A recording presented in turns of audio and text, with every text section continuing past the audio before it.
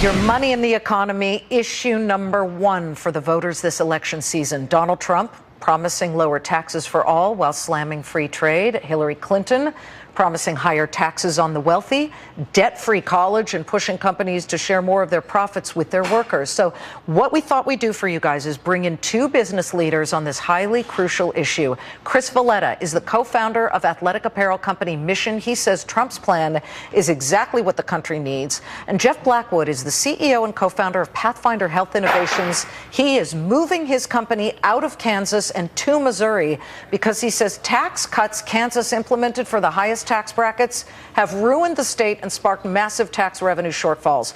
Chris, to you first. What is the strongest part of Donald Trump's plan from where you stand? Well, from where I stand, it's about true conservative principles versus liberal principles. And his plan is about removing the decision-making authority from government and placing it back in the hands of the private sector, where wealth is created, where jobs are created. Government doesn't create wealth. Government doesn't create jobs. The private sector does. And that's what his plan's all about. Jeff Blackwood, you have created a business and you've created jobs. Donald Trump promises big tax cuts for businesses, while Hillary Clinton says make businesses pay their fair share.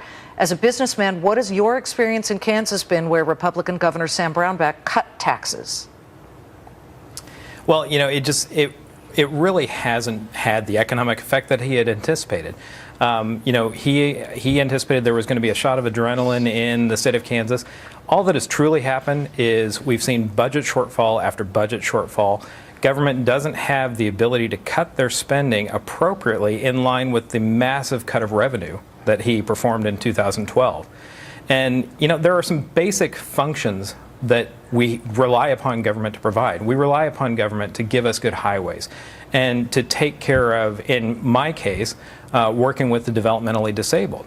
And you can't expect charities and churches to just pick up the slack from these things. Government has a responsibility to our society. Okay, so what I understand Jeff is saying here, Chris, is that Kansas reduced personal income tax, they cut corporate taxes, and then suddenly they have pretty significant budget shortfalls. Yeah. Why do you think it would work differently for the country if we cut taxes on the highest earners? You certainly can't apply an economic theory of a single state to the macroeconomic policies of a nation. It just doesn't work that way. The opportunities we're talking about here, we're talking about risk. And if you incentivize risk, you get more risk takers. If you penalize risk, you get less of it. But Jeff, you took risk, did you not? Yeah, absolutely. Okay, so does Chris have a point here? To say that you can't do it to say that you can't do it on a state level, I mean, we hear over and over again that state is the lab that these economic policies are tested in, and what you see here is just a dramatic failure of those policies. Chris? Well, look, again, I think I don't know Kansas policy specifically. It sounds as if they're testing much more of a libertarian movement than a conservative or a Republican one. I will say I don't know. I mean, this is look, Ronald Reagan did something similar. It worked for a time, but then even David Stockman, who was his money guy, said Trickle Down was failing at a certain point to work. But let me throw it back to you, Jeff. Hillary Clinton says tax corporations or businesses like yours that do make money and make them pay their fair share. Would that cause you to hire more people or fewer people? Well, I think one of the things about Hillary Clinton's economic plan is not so much about tax penalties, but it's rather trying to incentivize companies to take those moves that will create more wealth for their employees. An example being if a company has a stock option or a profit sharing plan, that there would be a tax benefit for that. And helping incentivize more proactive ways to work with your employees is, to me, a good thing. Rather than just giving blanket cuts and then hoping that people do something good with that. She's certainly talking about tax penalties. She's talking about increasing the capital gains tax over 43%. That is enormous. Talk about taxing risk. Look, we're living in a false narrative right now where somehow Hillary Clinton has demonized success.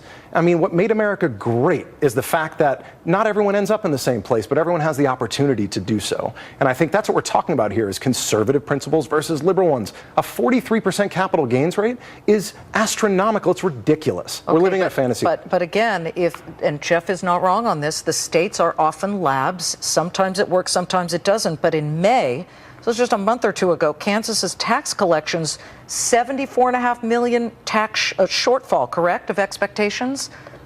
So how do you feel Yeah, that as a business owner? We've missed the budget expectations 11 of the last 12 months, and the state of Kansas just took out another $900 million loan to try and cover the shortfalls that have been created by this haphazard tax policy that they've created in the hopes that someday a business will be generated by this. And the only challenge that, I had this blog post that went nationwide. The only challenge that the Brownback administration came back with was, well, we created 17,000 new businesses last year. Well, those new businesses are simply people filing to be LLCs so they can avoid the personal income not tax. entirely. And they're losing Jeff's business, but I'll give you the last word quickly. Again, Ronald Reagan, 20 million new jobs, 5.3% unemployment rate. It does work. And I think we have to focus on conservative principles, give the power back to the private sector. That's where wealth will be created. That's where jobs will be created. Here's what I'm going to do. I'm going to have both of you back as this continues, because I think you're both excellent examples of business leaders who have opinions that do matter to our viewers. Chris Valletta, our thanks. Jeff Blackwood, wonderful to have you. We'll bring you back.